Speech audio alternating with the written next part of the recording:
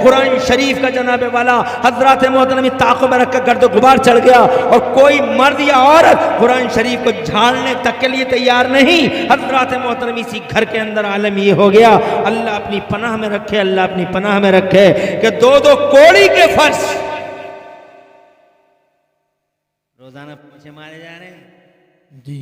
हर minute पे पोछा, जरा सा पानी का लइए भाई पर याद हो गया। कभी वाइपर न जानी, टाइल लग रही हैं, घरों में मार्बल लग रहे हैं, दो दो कोड़ी के फर्शों पे ला वाइपर लइए लल्ली। वाइपर याद हो गया। हर 3 मिनट 5 मिनट में वाइपर से पोंछा लगाने वाली औरत 24 घंटे हो गए, 2 दिन हो गए, 6 दिन हो गए, कुरान शरीफ ऐसे ही रखा हुआ, गर्द चढ़ गई, गुबार हट गया। किसी ने फिक्र की कुरान की? नहीं समझा तुमने कुरान शरीफ की वैल्यू को, उसकी इमेज को। अरे जब तुम कुछ ना समझ सके कुरान के बारे में, तुम जमाने को क्या समझाओगे कुरान के बारे में? दुनिया से क्या कहोगे? आज दुनिया फाड़ती है कुरान को, तुमसे पूछती है what is the benefit of holy Quran to this mankind. दुनिया के लिए कुरान का फायदा है तो बताओ कोई फायदा। तुम फायदा बता सकते हो कुरान का? तुमने मामूली किताब समझा है। मगर मैं जनाबे वाला हवाई जहाज से अगर मेरी बात शुरू होती है तो अल्लाह की कसम ये बात कुरान पे खत्म होगी। आज लोग कहते हैं अल्लाह से ही मांगो, बेशक अल्लाह से ही मांगो, मगर अल्लाह ने पहले इंसान को सिखा दिया कि ऐसे मांगो। इतने दिन तक क्यों नहीं दिया और क्यों नहीं आए वो कलमे? 300 साल क्यों तड़पाया? तो इसका जवाब ये है कि जितने दिन तक जितना सबक, अगर आदमी उस्ताद ये चाहे मदरसे में कि इस बच्चे को सबक याद रहना चाहिए, तवज्जो है, तो वो उतनी ही सख्ती करता है, उतनी ही सख्ती, इतनी ही सख्ती जितनी वो सबक याद रह जाएगा उसे। कोई सबक याद रहे तो अल्लाह ताला ने ये सबक पहले इंसान को दे दिया ताकि ये सबक इनके याद हो जाए तो नस्लों को तो खुद ब खुद याद हो जाए। वाह वाह, बेशक बेशक, जिंदाबाद। तो जब जो उनके बेटे हैं, सच्चे खलफ बेटे, अच्छे बेटे, फर्मा बरदार बेटे, वो आज भी मुस्तफ़ा जान रहमत के वसीले यूज करते हैं। तवज्जो है। और जो उनके जनाबे वाला नाफरमान बेटे हैं वो आज भी कहते हैं कि वसीला हराम है।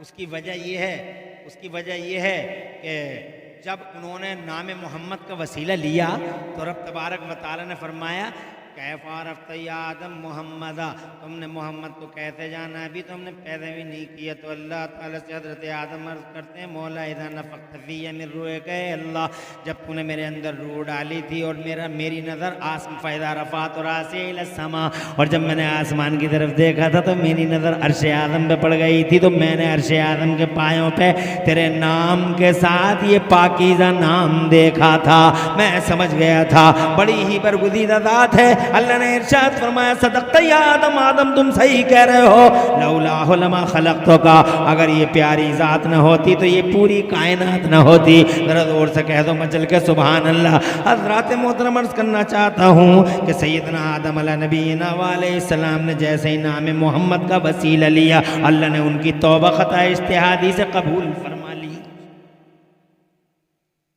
अब शैतान की मीटिंग हुई, छोटे चेले बैठे, छोटे चमचे बड़े चमचे, जनाबे वाला छोटे चमचे बड़े चमचे, सबकी समंदर में मीटिंग हुई। बड़ा वाला बड़ी कुर्सी पे बैठा, छोटों से बोला हम हारे क्यों, ये जीता क्यों? समझो है भाई, पार्टी हार गई तो पार्टी हार गई तो उसका सर्वेक्षण हुआ कि हम हारे क्यों। छोटा वाला एक चमचा था, वो बोला अगर मेरी जान बख्श दी जाए तो मैं आपसे कुछ कहना चाहता हूँ। तो बड़ा वाला बोला आज हद्दे अदब मुकर्रर नहीं, कहना क्या कहना चाहता है? तो कहता है कि ये जो हम हार गए वो जीत गया, ये वसीले का कमाल है। तो शैतान बोला वसीले का कमाल है तो याद रखो ये तो चला गया अंदर, जाने दो, ये तो चला गया अंदर जन्नत में, इसे जाने दो, मगर अगर वसीले से ही जन्नत मिलती है, वसीले से ही आंसू पूछते हैं और वसीले से ही खुशियों का माहौल बनता है, तो इसके बेटों और इसकी औलादों को औलादों को इस एतबार से जन्नत में मत जाने दो। वसीले पे बैठ जाओ, कुंडी मार के बैठ जाओ और वसीले को दुनिया के सामने कहते रहो वसीला हराम है, वसीला शिरक है, वसीला बिदअत है, वसीला हराम है, वसीला शिरक है। डॉक्टरों के दिमागों पे बैठ जाओ, मास्टरों के दिमागों पे बैठ जाओ, मौलवियों के दिमागों पे बैठ जाओ और उनसे कहते रहो वसीला हराम है, वसीला हराम है। मैं पूछना चाहता हूँ, अगर वसीला हराम होता तो सैयदना आदम जो नबी है, खुदा की कसम वो नबी कभी हराम काम नहीं करता। और अगर वसीला शिरक होता तो एक नबी जमाने में शिरक फैलाने नहीं आता, बल्कि हर नबी दुनिया में शिरक को मिटाने आता है। अगर वसीला शिरक होता तो बाबा आदम ने कभी नाम मोहम्मद का वसीला न लिया होता। नारे तकबीर, नारे 6000 साल पहले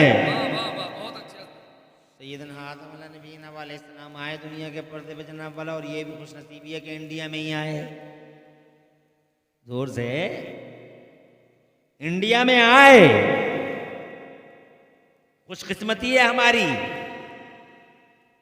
हिंदुस्तान खुशनसीब है, भारत हमारा महान है, ग्रेट है। मगर हम वो नहीं कह सकते जो दिल्ली के एक जलसे में भांग खाए हुए मौलवियों ने कहा। तवज्जो है, तुम समझ गए होगे, क्योंकि उनका तो मिशन ये है कि चलो तुम उधर को हवा हो जिधर की। मगर बरेली वालों का ये मिशन नहीं। बरेली वाले खुदा की कसम न बिके न बिके, और जनाबे वाला न बिके न कभी झुके, और इंशाअल्लाह न कभी बिके न कभी झुके। बरेली वाले तो वक्त की बड़ी बड़ी फौलादी चट्टानों से टकरा गए।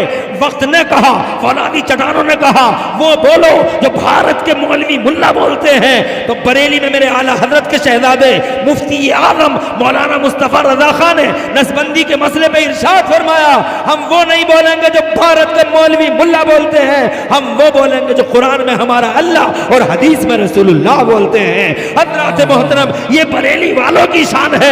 हवाओं के धारों पर नहीं चले, जिधर को हवाएं चली उधर को नहीं चले, बल्कि इस्लाम का जान पे खेलकर, मालों पे खेलकर, खुदा की कसम कुर्बानियां देके बरेली के उलमा ने अल्हम्दुलिल्लाह इस्लाम का सही चेहरा दुनिया के सामने पेश किया। नारे तकबीर, नारे रिसालत, मसलक आला हजरत, उलमाए अहले सुन्नत, सुभान अल्लाह, माशाअल्लाह।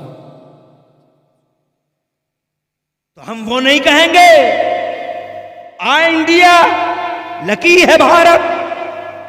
सैयदना आदम नबीना अलैहिस्सलाम तशरीफ ला जनाब वाला तौबा कबूल हो गई। और उसके बाद मैं ये कहना चाहता हूँ, उन्हें आए हुए दुनिया में कितने दिन हो गए? लगभग 6000 साल। हवाई जहाज बना 1000 साल के अंदर। हवाई जहाज कब बना? प्लेन कब बना? आज प्लेन कब बनी है? आज माइक कब बना? बिजली कब बनी? साइकिल कब बनी? मोटरसाइकिल कब बनी? हीरो होंडा, स्प्लेंडर, कर लो दुनिया मुट्ठी में।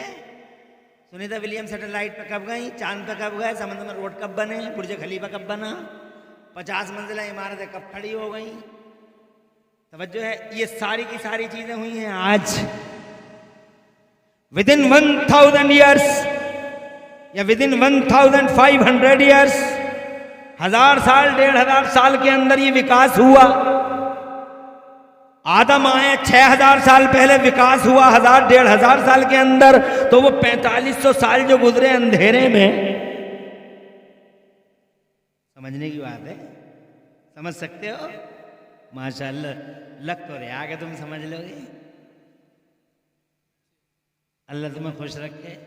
आज चूंकि तुम मदरसे के जलसे में आए हो, तुम कुरान के दस्तार, हिफ्ज़ कुरान के दस्तार के जलसे में हो, इसलिए मुझे ये बताना बड़ा ज़रूरी है। इस पॉइंट की तरफ तुम्हारी तवज्जो खींचना बड़ा ज़रूरी है, क्योंकि तुमने मदरसों पे और कुरान पे जो जुल्म किया है, बहुत बड़ा जुल्म है। तुम कुरान पे जुल्म करते हो। तुम तो, अरे पूरी दुनिया में एक अकेला हमारा कुरान शरीफ है। सबसे ज्यादा मजलूम किताब दुनिया की यही है। स्वीडन के कुत्ते जलाते हैं भारत में, और भारत के बाहर न जाने कितने मनहूस इस कुरान को फाड़ते हैं।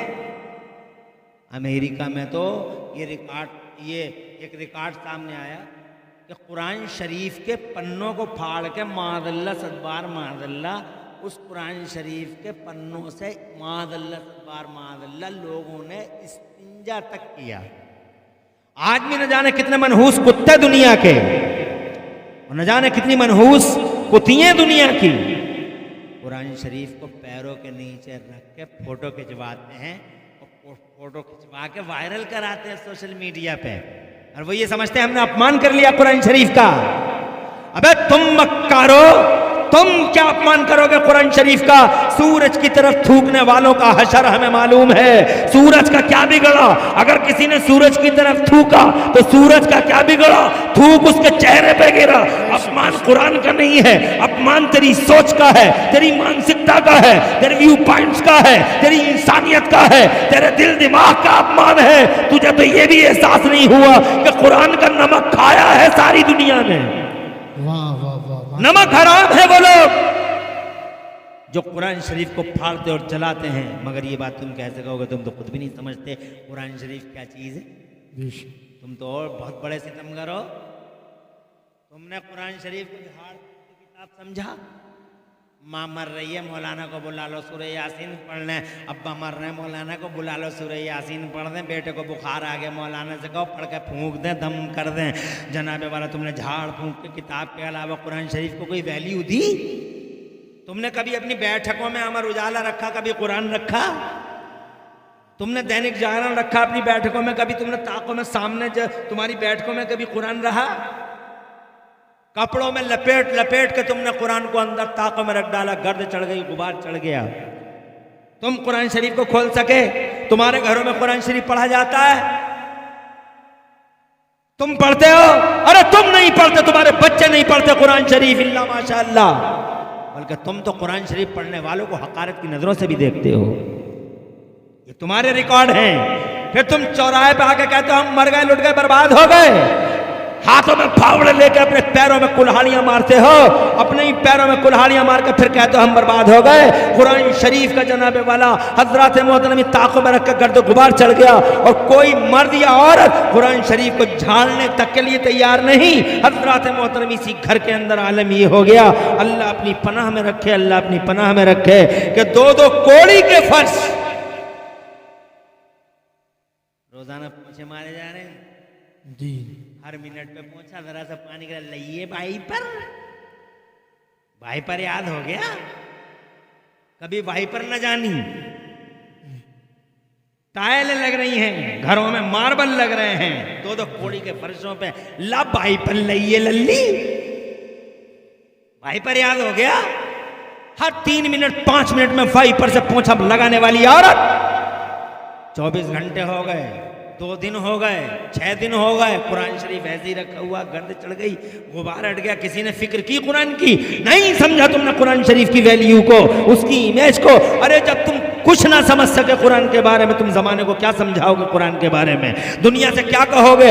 आज दुनिया फाड़ती है कुरान को, तुमसे पूछती है what is the benefit of holy Quran to this mankind? दुनिया के लिए कुरान का फायदा है तो बताओ कोई फायदा। तुम फायदा बता सकते हो कुरान का? तुमने मामूली किताब समझा है। मगर मैं जनाबे वाला हवाई जहाज से अगर मेरी बात शुरू होती है तो अल्लाह की कसम ये बात कुरान पे खत्म होगी। आए हैं वाह।